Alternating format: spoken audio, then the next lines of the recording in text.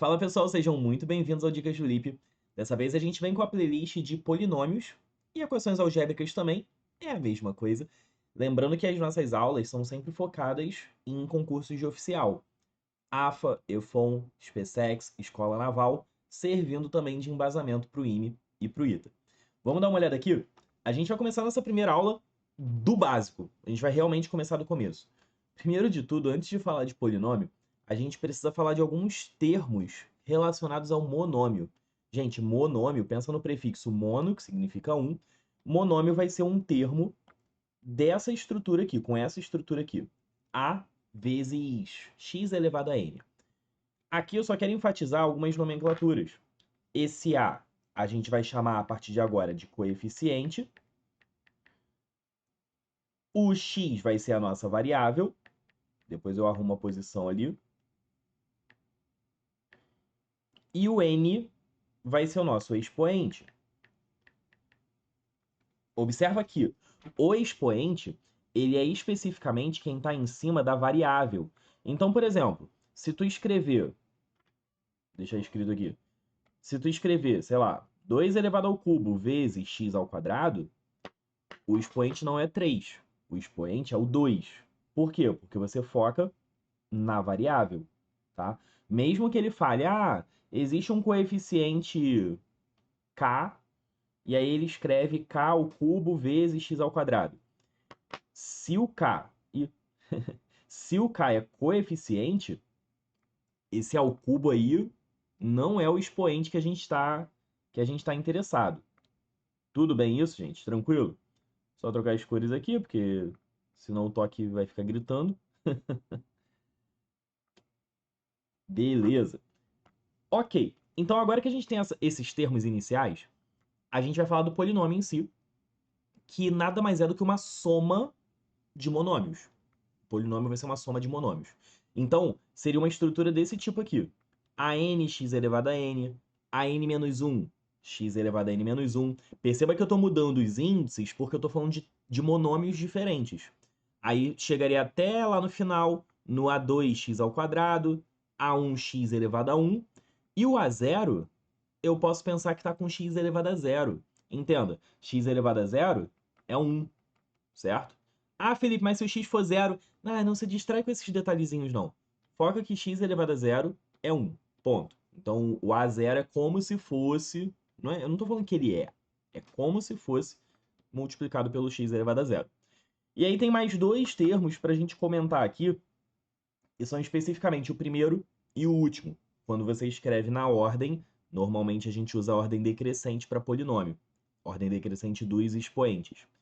A gente vai falar do primeiro termo ali, que é o que tem o maior expoente possível, ele vai receber o nome de dominante, e o expoente que não tem x, que seria o cara do x elevado a 0, a gente vai chamar de independente. É o termo independente. Independente com N, né, Felipe? Pelo amor de Deus. Foi independente. Tá. Felipe, por que isso seria minimamente interessante? Cara, tu tem que saber olhar para o polinômio e reconhecer esses termos.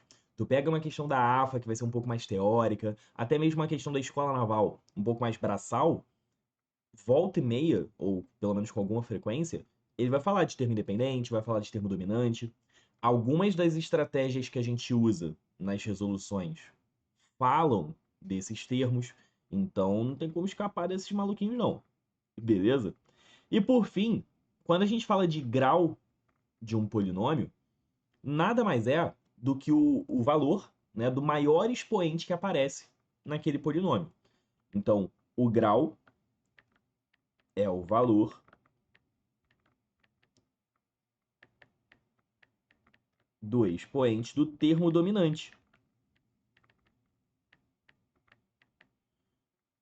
Para ficar claro aqui,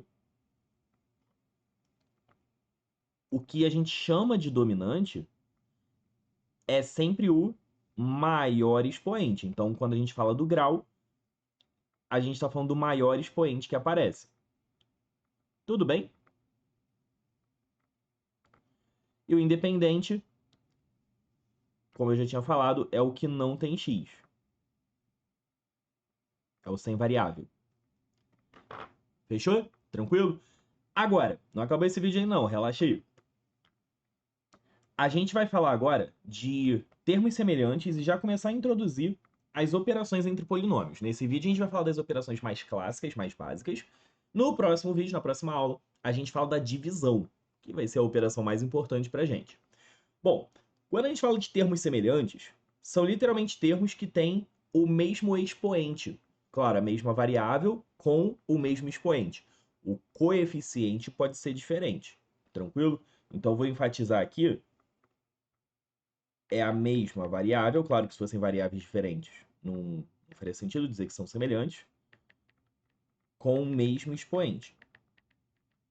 E aí eu vou enfatizar, podendo o coeficiente ser diferente.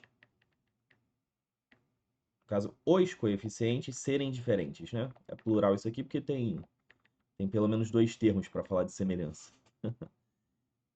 Show de bola. Ui. Tranquilo? Aí, como exemplo, o que a gente pode escrever aqui? Bom, vamos inventar uma parada maneira. Espera aí que o Toque tá gritando.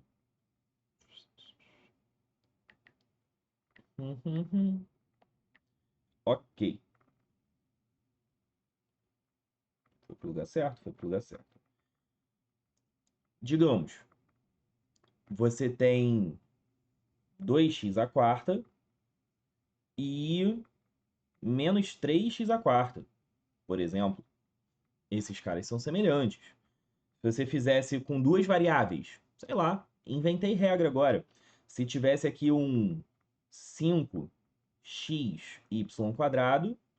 e 3xy², eles são semelhantes, porque o x e o y² são os mesmos.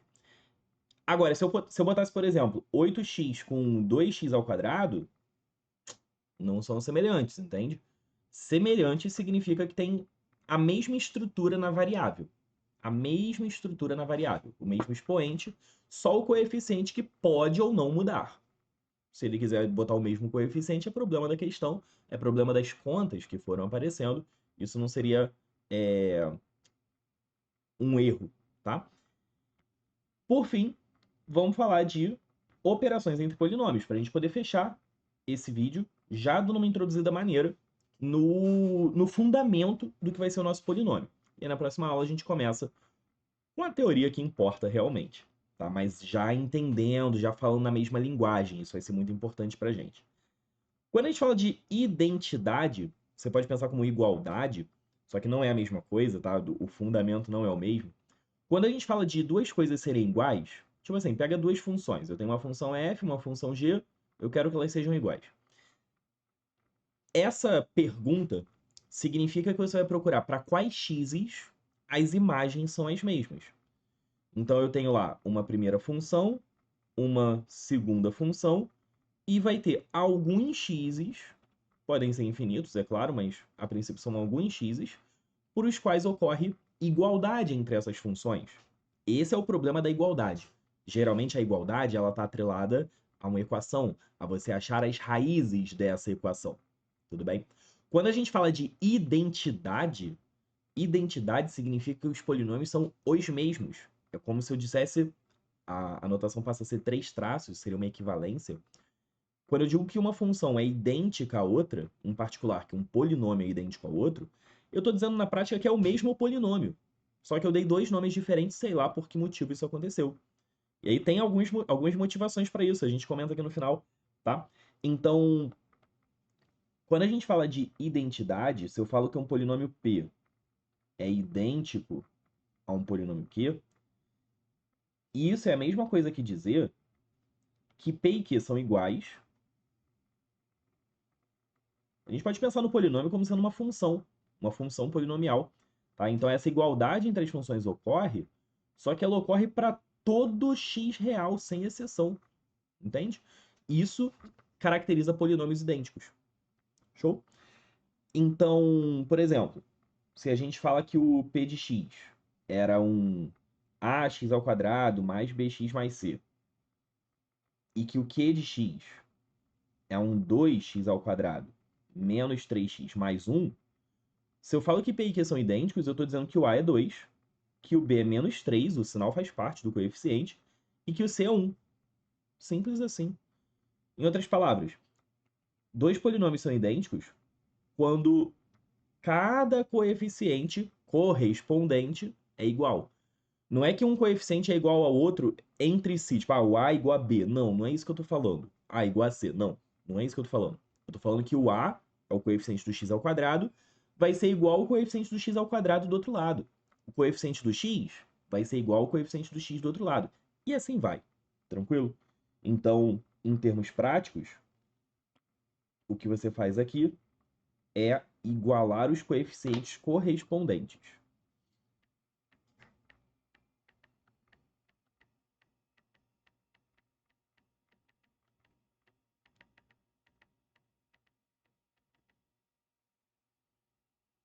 Fechou? Ah, belezinha, né? Agora, como observação, em que momento que a gente usa essa identidade? Porque a soma, a diferença, o produto são um pouco mais óbvios. Se tiver um produto, tu vai usar o produto. Se tiver uma soma, tu vai usar a soma. É meio óbvio. Agora, em que momento você usa uma identidade?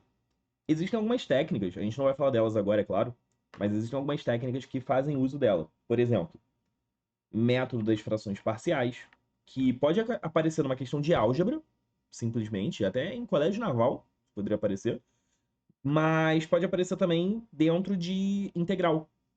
Frações parciais é uma técnica utilizada para integração quando você tem um formato de polinômio dividido por polinômio, tá? Método das frações parciais. Esse não é o único método, tá? A gente tem também o método da parciais. A gente também tem o método dos coeficientes a determinar. O que que significa método dos coeficientes a determinar? É quando você sabe o grau que o teu polinômio precisa ter, ok? E aí você usa essa informação, esse conhecimento do grau, para escrever o formato do polinômio.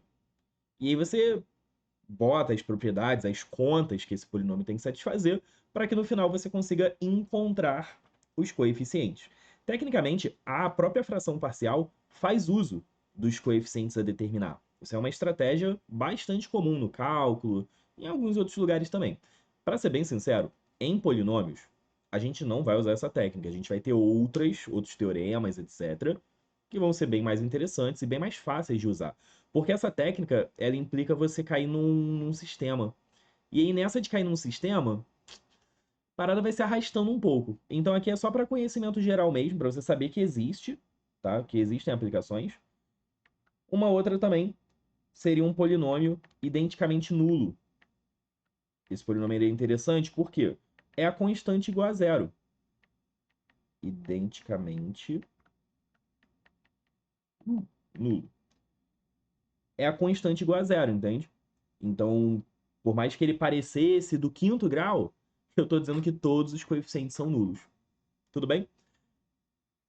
A gente não vai ver essas técnicas ao longo dessa playlist, até porque não é interesse de polinômios em si, né, das questões de polinômios em si. Mas nos seus estudos, quando você se deparar com elas, tu vai lembrar de mim. Fechou? Sobre soma, subtração e multiplicação, cara, não tenho o que inventar aqui. Se eu tenho dois polinômios, por exemplo, eu vou botar parênteses para indicar quem é quem, tá? Um primeiro polinômio, que vai ser esse daqui. Vamos botar menos, para tentar dificultar a vida. Um segundo polinômio, que vai ser este outro aqui.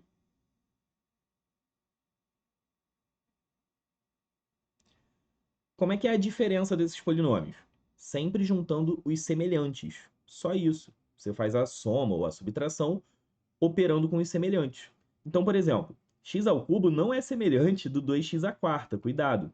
Então, você vai começar com sempre do maior grau para o menor grau de preferência. Se for o caso, tu faz a conta primeiro, depois você arruma a casa. Menos 2x à quarta. Repara que o x ao cubo menos x ao cubo vai cortar. O menos 2x ao quadrado não tem ninguém para subtrair com ele. O 5x menos 3. Vai ficar mais 3, né? 5x mais 3x vai dar 8x. Menos 8 menos 1 vai dar menos 9. Pronto, essa já foi a subtração. Ah, Felipe, pode fazer um exemplo de adição? Pelo amor de Deus, gente, é a mesma coisa. Só que ao invés de subtrair, tu vai somar, sempre juntando os semelhantes. A multiplicação, tu já tem ali a distributiva. Então, por exemplo, se eu jogo x ao cubo mais x ao quadrado menos 2x mais 8 e multiplico isso por x menos 3, botei de primeiro grau mesmo, é técnica do chuveirinho, pô. Eu vou fazer todo mundo com o x, pode ser? Depois vou fazer todo mundo com menos 3. Então vai ficar x ao cubo com x dá x à quarta, mais x ao cubo menos 2x ao quadrado, mais 8x. Agora com menos 3. Menos 3x ao cubo, menos 3x ao quadrado, mais 6x, menos 24. Junto o que dá para juntar, ou seja, junto os semelhantes, a gente vai ter o x à quarta, menos 2x ao cubo, que é o x ao cubo com menos 3x ao cubo, menos 2x ao quadrado com menos 3x ao quadrado é menos 5x ao quadrado, 8x com 6x é 14x, e o menos 24 fica ali sozinho na dele. Belezinha? Um comentário que vale a pena fazer para vocês organizarem as contas de vocês, depois que tu fez a distributiva, na hora que tu for juntar os semelhantes, é interessante, por exemplo, você sublinhar os que você já usou para ter certeza que tu não esqueceu de ninguém. Porque no meio de uma questão, de um desenvolvimento, é muito fácil. Você tá lá desenvolvendo e tal, aí tá pegando todo mundo e aí tem um terminho que tu esquece. Lascou-se a questão inteira, entende? Então, toma cuidado com esse tipo de situação. Dá uma sublinhada nos que você já usou, para ter certeza que no final você usou todo mundo, só para não esquecer de ninguém ou acabar usando alguém duas vezes. Tem que tomar cuidado com isso. Beleza? A gente se encontra na próxima aula falando de divisão de polinômios. Vamos para cima.